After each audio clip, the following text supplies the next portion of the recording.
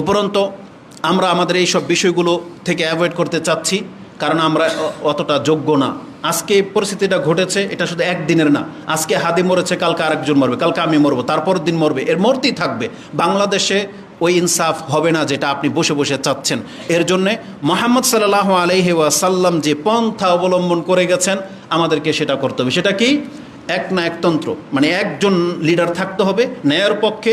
এই লিডার যা বলবে তার কথাটাকে মেনে নিতে হবে, সেটা আপনার স্বার্থের পক্ষে যাক বা বিপক্ষে যাক, আপনার জন্য কষ্ট হোক বা সহজ হোক, আপনাকে মেনে নিতে হবে। একটা লিডার লাগবে এরকম বাংলার জমিনে, যে চায় যে আমি ইসলাম টিকাবো। সুদা কথা এটা।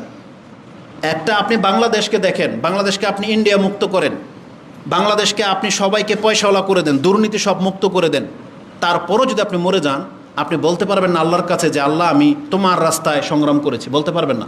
কারণ এই ধরনের নীতি খ্রিস্টানদের মধ্যেও আছে, এই ধরনের নীতি বহু অমুসলিমদের মধ্যেই ছিল, যারা জনকল্যাণমূলক রাষ্ট্রের জন্য জীবন দিয়ে দিছে, কিন্তু অমুসলিম থাকা অবস্থায়।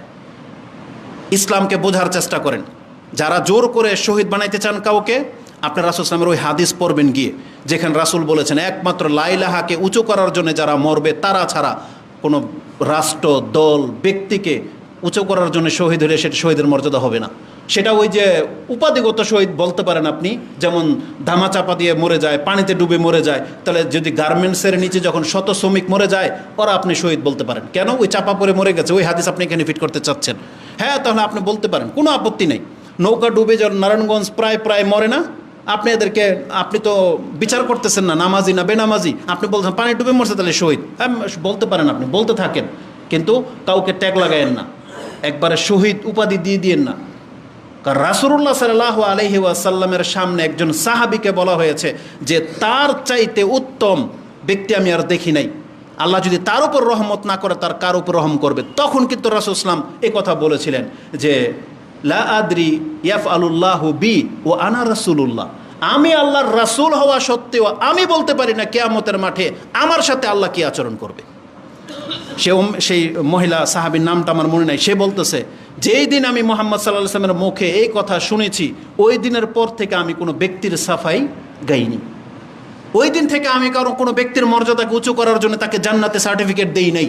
কারণ মুহাম্মদ সাল্লাল্লাহু আলাইহি ওয়াসাল্লামের মতন ব্যক্তি যদি এইভাবে সতর্ক করতে পারে যে আমি আল্লাহর রাসূল আর আমার সাথে কি করা হবে এটা আমি মুহাম্মদ বলতে পারি না, তার মানে আমাদের মধ্যে কোন ব্যক্তি আছে যে আপনি দুনিয়া থেকে সার্টিফিকেট দিয়ে দিবেন?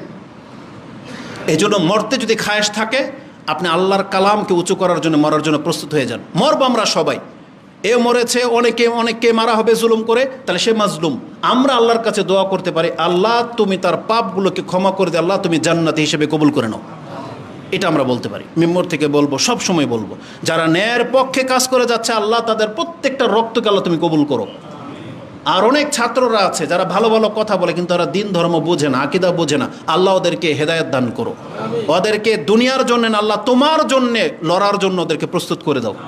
এটা আমরা বলবো।